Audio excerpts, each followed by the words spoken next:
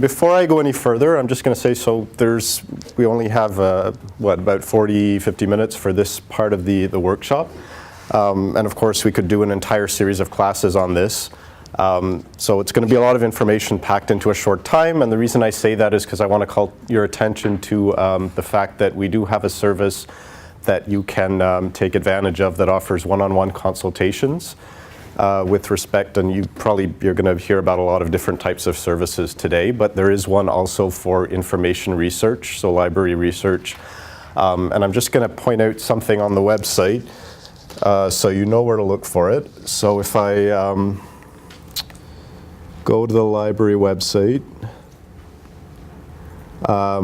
up here where it says Get Assistance, so this is just the home page of the library website. Under Research Help, there's a little link that says Book Appointments, and that takes you to a page which you can use to, obviously, to book an appointment. So it will just ask you a few questions about who you are and what you're doing, and it will direct your request to the most appropriate person. So we have, on the team that I'm on, the Research, Enterprise, and Scholarly Communications team, we actually have people assigned to each college, so who have some subject expertise. So if you're in arts and humanities or social sciences, you'll probably get me, but most of you are not, so you'll probably get one of my colleagues. But anyway, I just mentioned that at the beginning in case some of the information is new.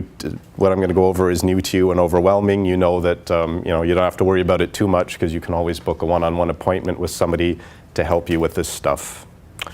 All right. So just moving on now to the presentation. So we're just going to be talking about, here's some learning outcomes. I'm going to talk briefly about understanding the purpose of a thesis literature review, and you'll go over that, I think, more this afternoon, but the idea is to, you have to kind of know what you're looking for. So what is it that you're looking for when you do a literature review or when you're searching for information for a thesis? Identify some methods, research strategy, search strategy methods to help identify the scope. And then we'll just and I'll do a couple of examples as well of finding information and talk about managing information as well.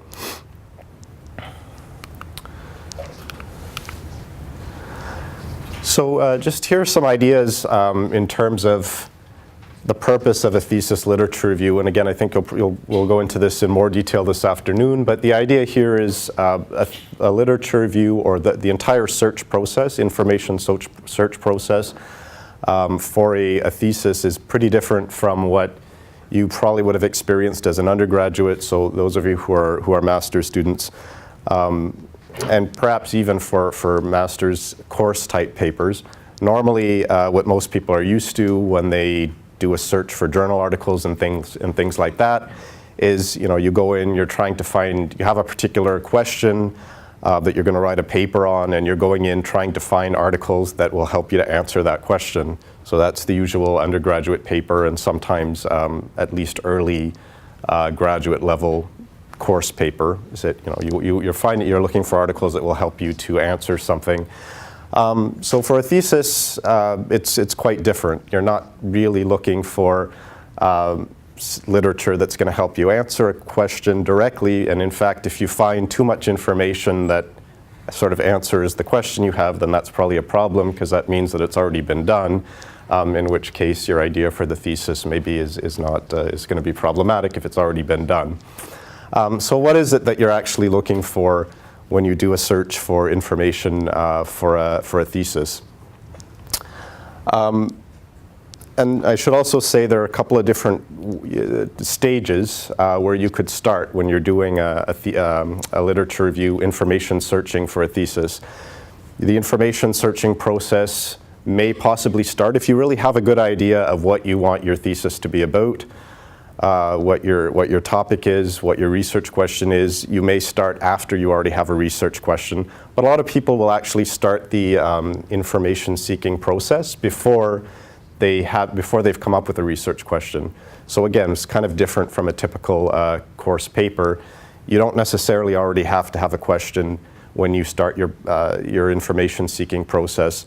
You have to have some idea of what you're looking for, obviously, but in fact, the process of searching through the journal literature or whatever, the relevant literature in your field may actually help you to develop a research question. So what are some of the purposes? Obviously, so to define and limit your research problem. And this can actually be helpful as well, searching through some of the literature that's already out there, seeing what the scope is of that literature in terms of sort of helping you to define and focus your own research question.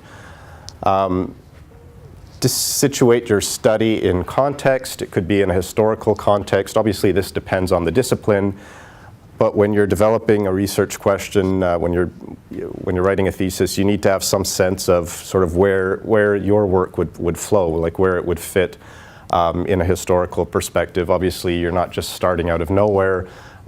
It sort of fits in somewhere, and so you'll need to think about that.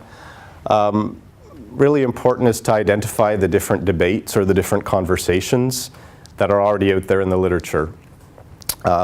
So, again, you're not starting from scratch. There's already some kind of a conversation happening, and what is that, and where does your work fall into that? So where is it situated in this conversation? How does it relate to the literature that's already been produced?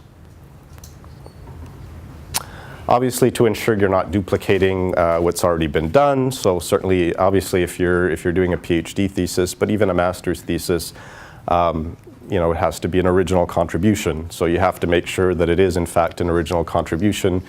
And often your advisors will know this, but it depends how familiar they are with the subject area. And you certainly don't want to write up your thesis and get to the last chapter and realize that somebody's already done it, which has actually happened. I've actually worked with people who that's happened to, and it sucks. So you want to make sure, again, through your search of the literature, that you are contributing something original. So you need to be thinking about that when you're looking for stuff. So to relate your findings to previous knowledge, this sort of is similar to the situating your own work in the conversations that are already happening, but relating it to previous knowledge. So what are you contributing? If you've already identified that it hasn't been done before, you're making a contribution, what exactly is it that you are going to be contributing? So that's obviously very important, a very important thing to identify as you're going through the literature. And with the idea of identifying gaps as well. So as you're reading through what has not been answered, so what is it where are the gaps, or what hasn't been answered adequately. So it could be either one. In some cases, you may find that what you're interested in doing has hardly been touched on at all, or in some cases, maybe it has been, but there are deficiencies. So perhaps you, through your search of the literature, see that a particular type of methodology has been used in most of the literature to answer that question, and you don't think that maybe that's not the best methodology, and you're proposing a different methodology or something like that, right? So again, all of these things are important to keep in mind as you're going through the literature, and as you're searching as well, because you're going to be searching for a particular topic, but you're also going to be looking for gaps. You're going to be looking for things that are missing, that aren't answered sufficiently. You're going to be looking for who are the major people participating in the conversation and how your work relates to them. So all of that you need to keep in mind. All right, so I'll just talk now. You have an idea about what you're looking for. Identifying sort of the scope of your search. Now, so if you're just starting off and you don't already have your research question, maybe you're actually going to use your literature search to identify a research question. You may want to start broad, fairly broad. So just do a broad search of the literature for whatever it is your general topic is. The more you go through it, you'll probably want to start narrowing down and refining your search a little bit more, because usually people end up getting too much information. So there are a number of ways that we can think of, and I'll go through some of these in a few minutes. A number of ways that you can think of sort of establishing the scope. Obviously identifying the key terms and concepts. And these are things that once you actually start doing a search of the literature, you'll start to see what types of terms that are being used by the different journal article databases. And again, I'll show you some examples of that in a moment. But there's often sort of common language, and then there's language specific to the discipline. So as you do your literature search, you may not know what to start with, which is why you would probably start off with a fairly broad search. But as you do, make sure you keep track of what are the terms that are being used in the literature, because that will help you certainly to refine your search. Very important to keep track of, for example, the major players. So who are the people producing the core literature in your discipline? Make a note of that. You can also limit, if appropriate, by time periods and dates. And there are ways that you can do that in most of the databases. Most people don't bother to do it, often because they don't know that they can do it, but the feature is usually there. And again, you may want to limit by geographic factor or a particular perspective within the literature. So this is just an example here that we're going to be using as sort of a sample topic. We have a couple of possible thesis topics, which have tried to do a sciencey one and a social sciences one. And just some examples then. So your main topic in these two cases is ecotourism. The narrow focus, so these are terms that you could use, just one of many possible terms that you could use to do a search. And then we have our geographic focus and time periods. And all of this will make a little bit more sense when I go into one of the databases, which most of you have probably used, but we find that a lot of, particularly master's students, haven't started using the disciplinary specific databases yet.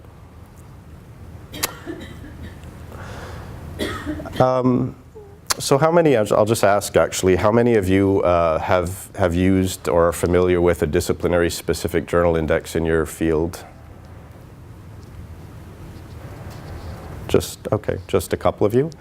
So where are most, for those of you who have done some searching for journal literature or this this type of thing so far, where have you been looking, or where do you usually start off with? Google Scholar? Okay. No, that's fine. Anybody else? Yeah? JSTOR. Okay, JSTOR. Good. Anybody else? Yeah? Web of Science. Web of Science. Okay. That's actually, that's a good one also to use for other things, and I'll show that a little bit later. So, okay, so a few of you, most of the ones you mentioned are not necessarily disciplinary specific, they're broader ones. But just about all of the disciplines that are represented here do have very disciplinary specific journal indexes. So maybe I'll just mention those before I talk about some of the search techniques. So if I go back to the library homepage,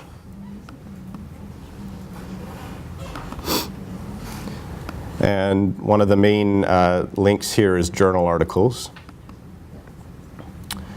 And so you'll see over there, right on the right-hand side, browse databases by subject. So it's fairly straightforward. You can go into a particular subject, drill down, and I'll just go to environmental studies because that's the example that I was using.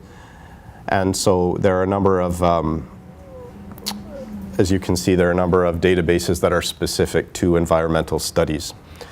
And that would be the same thing for any of your disciplines. So the advantages of using some of these just over something like Google Scholar or one of the more general ones is that they tend to have specific languages like thesaurus type controlled vocabularies that you can use to refine your search. When you're searching Google Scholar, which is fine as a place to start, there's nothing wrong with it, but there are a couple of things. It doesn't have that controlled vocabulary, so you're kind of just searching through the abstract. In most of these disciplinary specific databases, somebody has actually gone through each article, read them, assigned a series of keywords to them based on the most appropriate topics. And then there are different things you can do. You can play around with that. You have some sense that what you're getting is going to be more related to what you're looking for because somebody's actually tagged it with a particular series of keywords. So it's a bit more of a precise and refined search. The other thing is that something like Google Scholar doesn't necessarily have all of the relevant journals in it. There are journal publishers, so entire publishers that won't allow their stuff to be in there. So you could potentially be missing some important suites of journals. And these disciplinary specific databases also have more limiting features. So some of the things that I just showed you before, if you need to limit by time period, by geographical region, it tends to be easier to do that, again, because they're designed for that. And the other thing that you can do with these is that you have more control over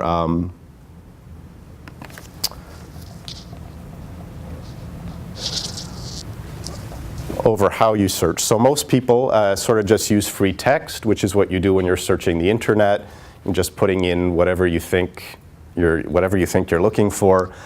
But in the disciplinary specific or the academic journal indexes that we subscribe to, there are a lot more sophisticated features for searching, which some of you may or may not have used. Probably the most common one is Boolean Operators. Has anybody ever heard of that? Yeah, and or not. Well, it's up there, so you can see what it is. But has anybody, I guess I should say, has anybody ever used it? Or know how to use it? Yeah, a couple, okay. So, I mean, it's not too complicated, but it is something that may be new to a lot of people. So in most of the journal index databases, you'll be able to choose when you put your words into the search screen, an and, or not. And this is just sort of a way, again, of making your search more refined, more precise. So you can kind of think of it like almost like a mathematical equation. What I have set up here, it would be, for example, if you're looking for two terms and you want to make sure you capture everything, usually databases only understand sort of a particular the spelling of a word as you put in, right? They don't necessarily understand that there may be variations. So the Boolean operators like or allow you to capture that, so you can tell it, you know, I'm looking for ecotourism spelled either that way or that way. So it's going to look for that, and then and is of course adding something on. So you're telling it you're looking for either or of those concepts and this, so those two have to be in there. And then you can also use the Boolean operator not to exclude things when you get, as I'm sure most of you have, when you get a lot of results that you don't necessarily want from a particular geographical region, or you want to eliminate some concept, you can use the not operator to eliminate that concept. It doesn't always work perfectly, but it's certainly a more sophisticated way of searching than just using natural language. A couple of other features that you'll see in most databases are the question mark symbol, which can be used as well for different spellings of a word. So you can see there with women, women would also capture the spelling of women with a Y, which you would find in some feminist studies, for example. So by sticking that in there, again, you don't have to repeat the word 3 times or however many times, and you can be confident that you're capturing all the variants of a spelling of a particular word. And then the asterisk as well is often used at the end of a word to capture all the possible endings, right? So by putting an asterisk after environment, you would get environment, environmental, environmentalist, and so forth. So just different ways of potentially either broadening or narrowing your search. Obviously, these are mostly broadening, but again, you want to make sure you capture everything, so those are things you can use to do that. This one you may already know, using quotations around phrases ensures that you're only searching for that particular term, and that would be the same thing in an internet search as well, right? Because if you only search for sustainable tourism without the quotations, it's going to search for all instances of the word sustainable and all instances of the word tourism. If you actually want to search for it as a concept, you have to put the quotations around it.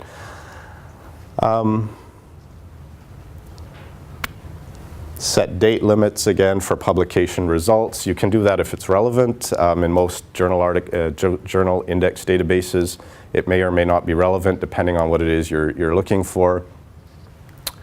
And again, look for if there is a thesaurus in the database, the disciplinary database that you're using. Look for that, and you can use that also to help you figure out some search terms. So usually what it will look like is you can put a term in there. It will tell you what to use, what's the closest thing to use that the database actually understands that you can therefore search for and be confident that you're using the term that it understands. So I also want to say, so if you're not actually familiar with the disciplinary databases in your area, and most of you, I don't think are, most of you didn't raise your hand, there are a couple of ways you can do that. Obviously, you can talk to colleagues, talk to faculty, but again, using that that service that I mentioned at the beginning, the one-on-one consultation service, that's one thing that you can use that for as well. You can kind of just sit down with a subject expert and ask them, what would be the best database or the best sources that I should be using to search for literature in my area.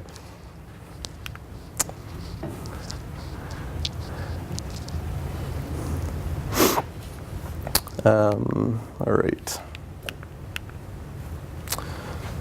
So I'm just going to go in and do a sample search here.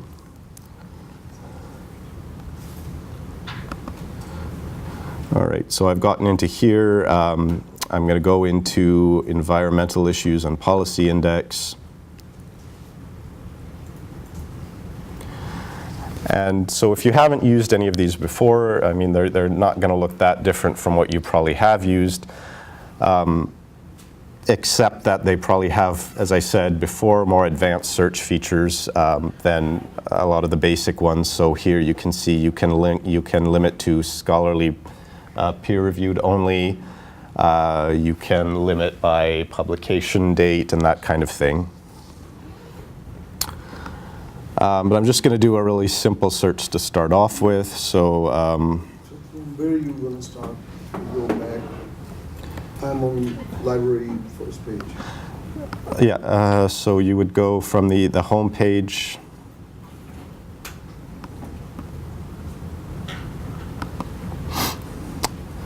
So this is the home page. So you want to go to journal articles. And then there's actually a number of different ways you can search for the journal, the databases. You can either, if you already know which database you're looking for, so somebody's told you here you should use this one, you can just search for the title of the database. You can do there's an alphabetical list of all of the ones we have. Or you can do what I showed you at the beginning, which is to go into the browse by subject. Just find the subject that comes closest to whatever your field is, and most of the areas of research and study at Guelph should be represented here in some way. And then you'll see a list of databases. All right. So I'll just go and do a quick search to kind of show you the kind of thing that you can be looking for and that you should expect. Just say I'll go back to searching for ecotourism. I'll narrow it to Brazil this time. So in here I'll put my OR, so I want to search for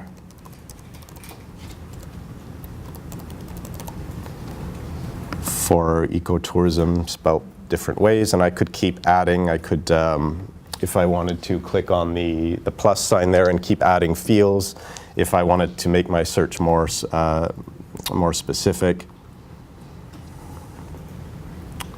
All right. And so you'll get a list of results, and that will sort of help you to determine whether or not you need to refine a bit more. So here with that search I have over 1,100 results. So that would probably be too much normally, and I'd want to refine further using some of the limiting factors maybe that we talked about, or adding conservation or something like that. But for now, I'll just go into one just to show you a couple of things. So you've done a broad search, you've found some articles. You can maybe look for one that appears to be relevant. So this one looks relevant, go into it. Most of these databases, as I said, have a controlled vocabulary, right? Sort of a thesaurus, which is what I was talking about before. So if you find an article that's relevant and you go into it, you can see the different subject terms that are used. And then you can use those, either all of those or any combination of those, to perform another search. And it's a good idea to just make a list of them, right? So you have a sense of what, okay, these are the terms that the database actually understands. I can now keep a list of these and go back and do another search later. So here we see ecotourism, they use it spelled as one word. Conservation of natural resources is another term, so now I know that, and so forth. Most of these, not all, will have a link to full text. So if there's a link to full text, you'll be able to get the article right away. You may sometimes have to, how many people have actually gone this far before in our, not too many of you. So you may have to actually click a few times depending on, each journal is provided by a different vendor, so it may look a bit different, but generally you should be able to click when it says that full text is available and until you actually get the full text of the article. So here's my article. And I also did want to mention that there's a service, if you do come across an article in a journal that we don't subscribe to, so you're not able to get the full text, there is a service called Racer, R-A-C-E-R, which you'll also find on the library website, and that allows you to have an article sent over even though we don't subscribe to it. So if you do find something, I mean, we try and get, for our graduate students and faculty, access to everything that's been published out there. Obviously, we can't afford to subscribe to every journal that's been published, but we do have that service, Racer, which is free, and you can get copies of articles that we don't have. But this one we would have. And there's a number of other things you can do with most of these databases. You can save them. You can sort of create folders and that kind of thing. You'll have to create an account, but you can kind of manage your references that way within a particular database if you want to do that. So these, again, this is kind of going back to what I mentioned earlier, but when you're going through some of these articles, just some of the things you want to think about.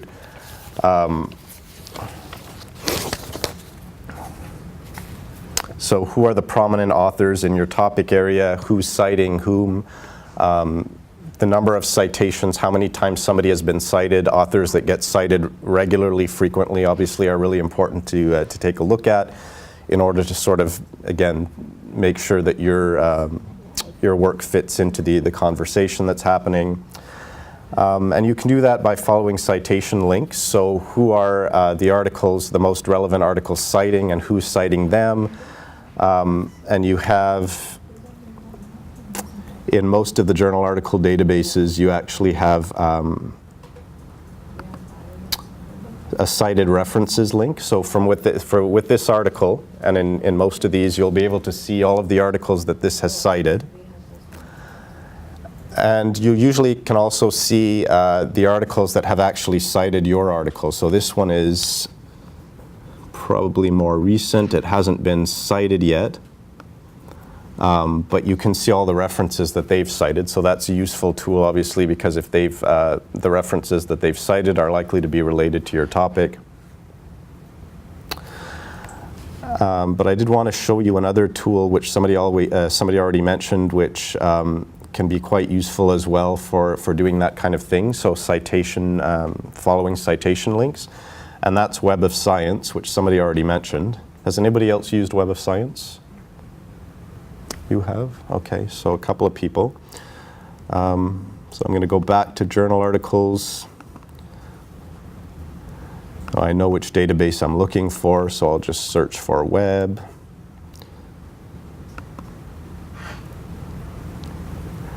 And so now Web of Science isn't necessarily a good place to start your research. It's not disciplinary specific. It's a very broad database. It doesn't include everything, but what it does have is a number of features that allows you to trace citations and things like that.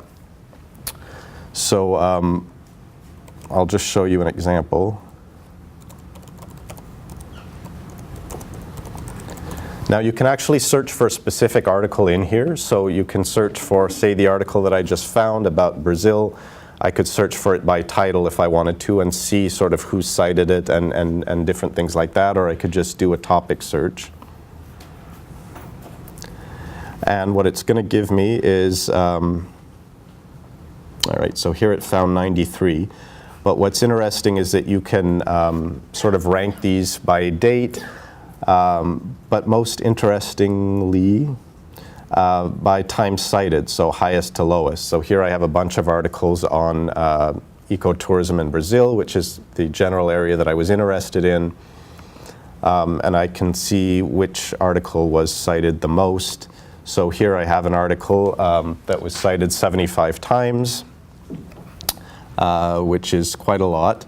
It's from 1999, but still cited 75 times. So that's the kind of thing that's really useful to know in terms of, who are the people that are being cited and who's citing them.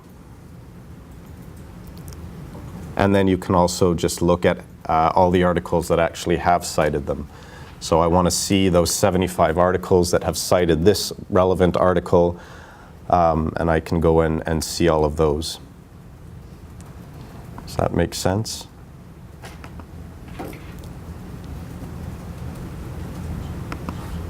So that's a very useful way of sort of helping you to do all of these things, to really get a sense of what's going on in your field and who the major players are and what the discussions are.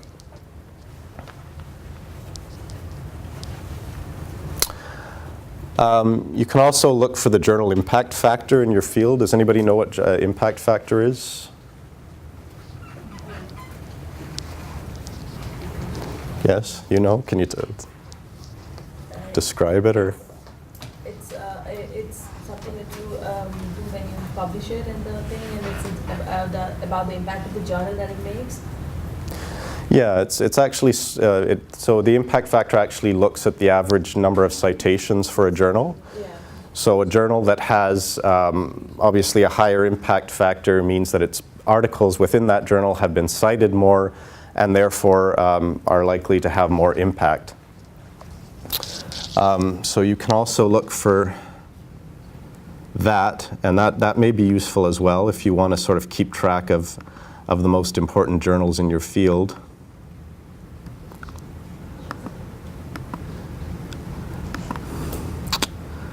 You can also look for that through a tool called Journal Citation Reports.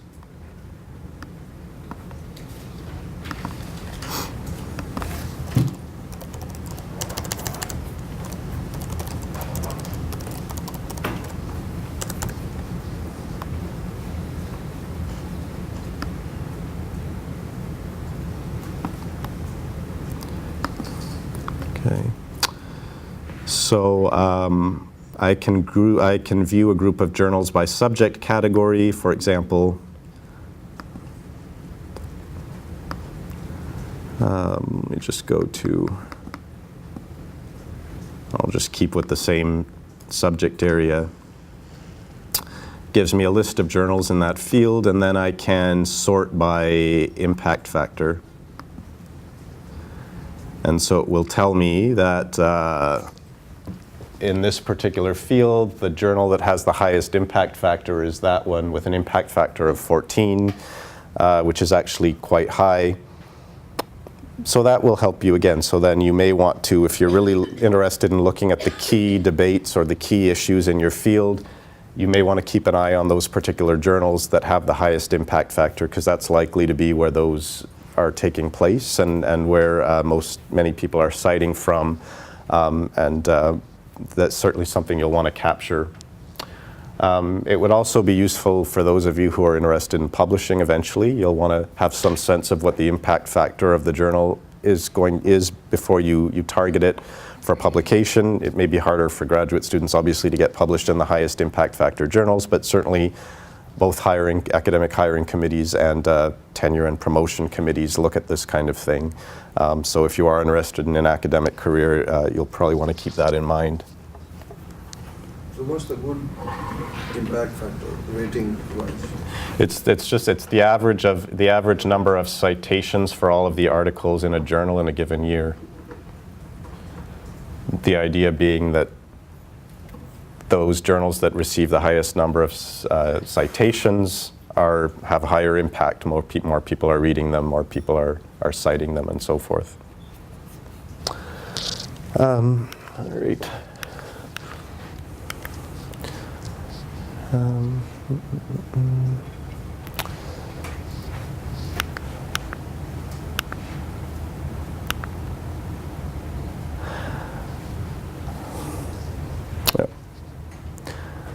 Okay, so another thing that I wanted to mention is the idea of setting up alerts.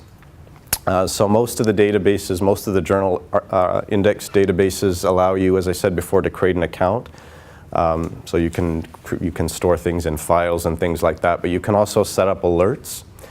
And what that will essentially do is send you an email when something new comes out in your field, in what you're interested in.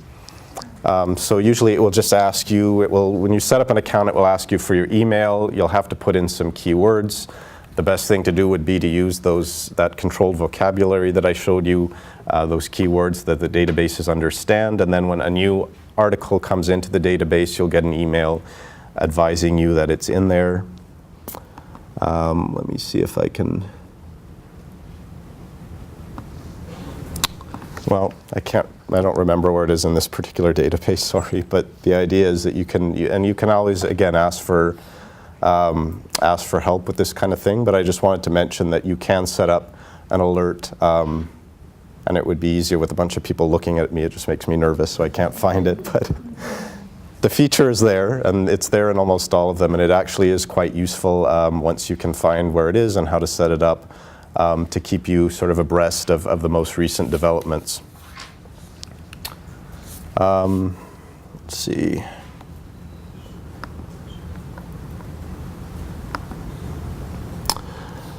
And then just a little word about managing your sources.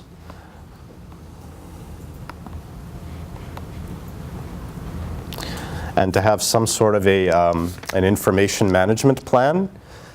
And this is important for a couple of reasons. It's important, obviously, just for you to help you keep track of your information. It's also important because a lot of funding agencies, if you're going to be asking for funding, most funding agencies now actually ask you to present a management plan, an information management plan, when you produce your application, your proposal.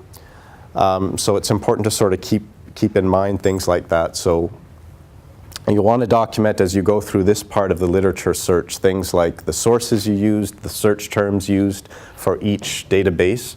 It's just going to make it much easier to go back and do this kind of search. Most people don't do it, but it really does save a lot of time if you sort of have a chart. You can set it up however you want. Usually just sort of a basic chart is fine with the database used, the search terms used, the search terms that helped you to find the most relevant articles, how many they help you to find. And you can use any different, I mean, some people use very basic things like highlighting and index cards. You can use a spreadsheet. But just keep all of that in a place where you can find it, because it will certainly help you. And again, you may be asked to produce something like this if you're going to be asking for funding. There are some tools out there as well that can help you manage your resources. Has anybody ever heard of any of these? Or does anybody use any of these? Refworks, okay. So Refworks is actually the one that's currently supported by the university. And it's a tool that allows you to export your sources, so you can go from one of these databases, like the one I was searching in.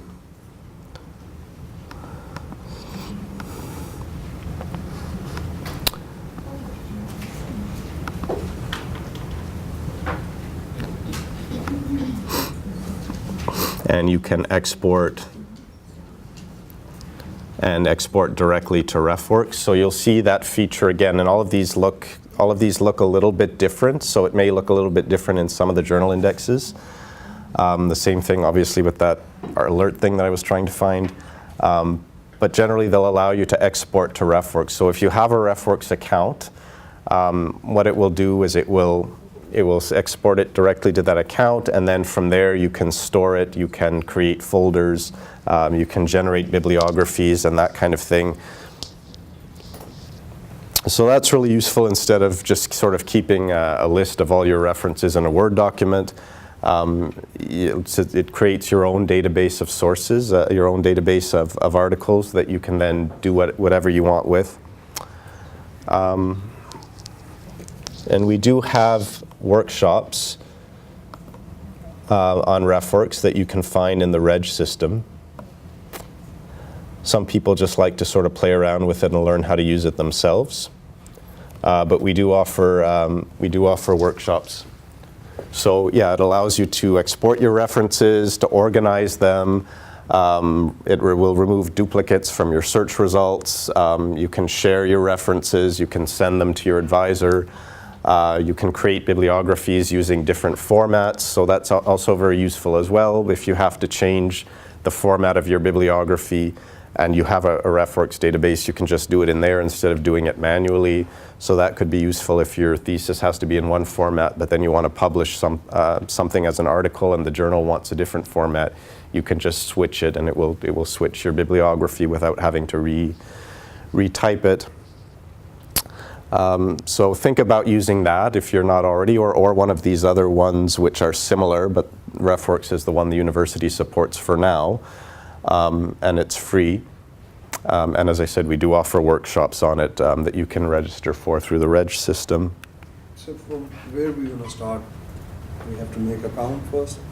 Yeah, you would have to set up an account, but if you're a University of Guelph student, you can just set up an account using your U of G email, your single sign-in.